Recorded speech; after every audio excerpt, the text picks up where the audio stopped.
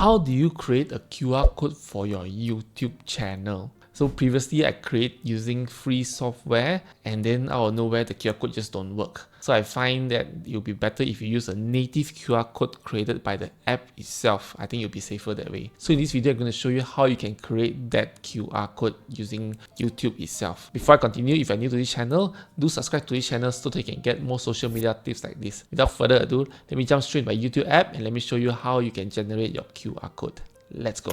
First of all, open up your YouTube app. Then you click on the bottom right, to your picture, and then you click on View Channel, and then you click on the three dots at the top right, the burger icon, click on Share, and then you can click on QR code. And there, your YouTube channel QR code will appear here. You can save to camera roll or you just screenshot and send it to people. Alright, so that's how easily you can create your YouTube channel QR code. If you like what I share, give me a like and also subscribe to this channel so that you can get more tips like this. Thank you so much for watching, and I see you next time. Goodbye.